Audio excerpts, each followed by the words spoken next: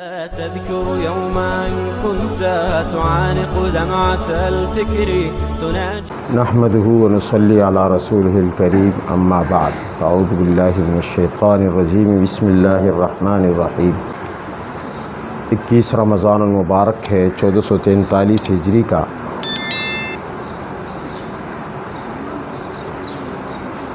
تیسرا عشرہ ہے رمضان کا، جو آخری عشرہ ہے. اس عشرے کو اللہ کے نبی نے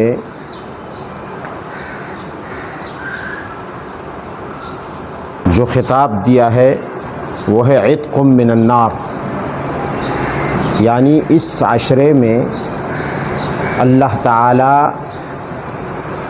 جہنم سے آزادی کا پروانہ عطا کرتا ہے، باقاعدہ سرٹیفکیٹ جاری کرتا ہے اپنے بندوں کے نام.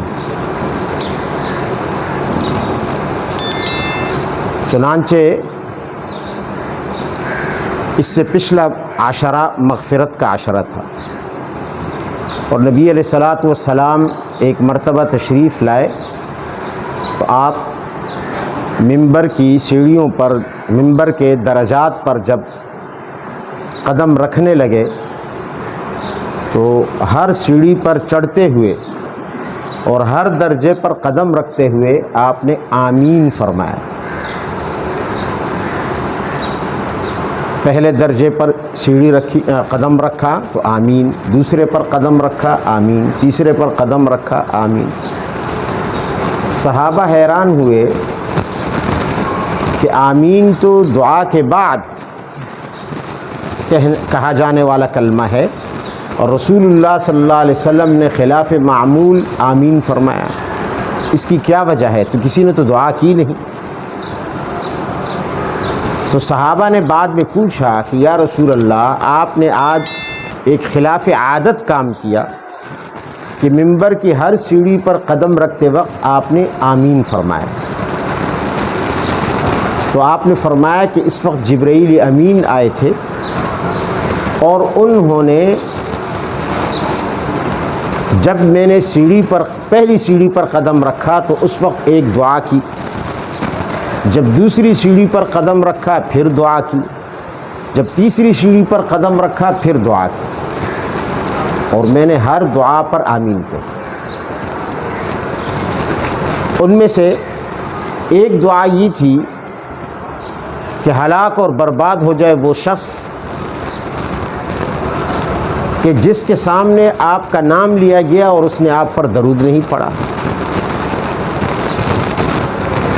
اتنا کنجوس، اتنا بخیل. تو میں نے آمین کہی. دوسری بد دعا یہ تھی کہ ہلاک اور برباد ہو جائے وہ شخص کہ جس کے والدین اس کی جوانی میں بڑھاپے تک پہنچ جائیں اور وہ پھر بھی ان سے اپنی بخشش نہ کروا سکے. میں نے آمین کہی.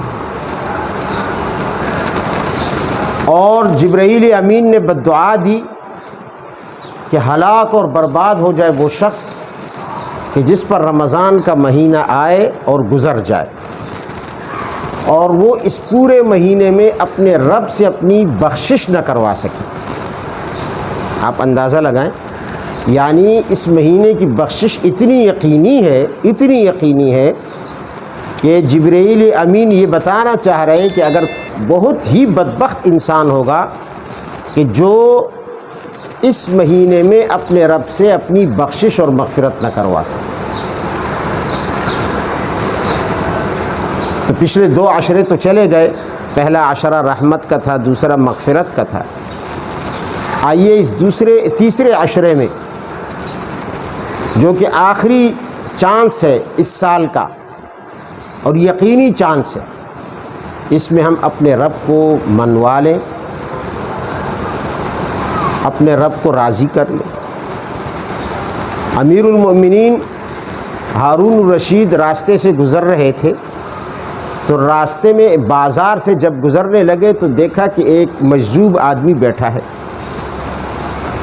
کچھ کر رہا ہے زمین پر. پوچھا کون ہے؟ کہا گیا کہ جی بہلول ہے. بہلول ایک مجذوب تھے، بہلول دانا کے نام سے مشہور تھے. باتیں بڑی کام کی کرتے تھے، ایسے مینٹل یا پاگل نہیں تھے، کام کی باتیں کرتے تھے. تو اپنی سواری اس کے پاس روک کے امیر المومنین نے پوچھا کہ بہلول کیا کر رہے ہو؟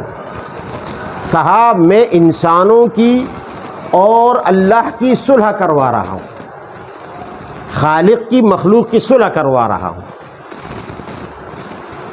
کہا تو کہاں تک پہنچے؟ تو بہلول نے کہا وہ تو مانتا ہے لیکن یہ نہیں مانتے، بندے راضی نہیں ہیں، تیار نہیں ہے اس سے صلح کرنے کے لیے. وہ تیار ہے، وہ تیار بیٹھا ہے صلح کے لیے، بالکل تیار. اچھا خیر یہ بات ہوئی، چلے گئے. پھر کسی وقت امیر المومنین ہارون الرشید رحمہ اللہ قبرستان سے گزر رہے تھے تو پوچھا، وہاں دیکھا کہ پھر بہلول بیٹھا ہوا ہے قبروں کے درمیان، کچھ زمین کو ریز رہا ہے، کچھ کر رہا ہے. کہا بہلول یہاں کیا کر رہے ہو؟ کہا میں خالق اور مخلوق کی صلح کرا رہا ہوں. کہا اچھا وہ پچھلے سال بھی تم نے کہا تھا کہ میں بندوں کی اور رب کی صلح کرا رہا ہوں، اور یہاں پھر یہی بات. کہاں ہاں صلح کرا رہا ہوں. کہا تو کہاں تک پہنچے؟ کہا اب یہ راضی ہیں مگر وہ راضی نہیں. اب یہ تو راضی ہیں مردے کہ ہماری صلح ہو جائے، لیکن وہ نہیں مان رہا. تو ماننے کا وقت گزر گیا. تو ایسی صلح مشکل ہے. جب ہم زندہ ہیں تو ہم نہیں مان رہے، وہ مان رہا ہے. جب ہم مر جائیں گے پھر ہم مانیں گے، وہ نہیں مانے گا. تو صلح کیسے ہوگی؟ تو صلح کے لیے اللہ نے رمضان دیا، اور رمضان کی یہ 3 عشرے دیے، اور یہ تیسرا عشرہ خاص طور پر اس لیے ہے کہ ہماری اس سے صلح ہو جائے اور ہمیں وہ جہنم کی آگ سے نجات کا سرٹیفکیٹ عطا کر دے. اللہ تعالیٰ مجھے بھی اور آپ کو بھی یہ پروانہ عطا کر دے، اور ہم سب کو جہنم کی آگ سے آزادی دلا دے. وآخر دعوانا الحمدللہ.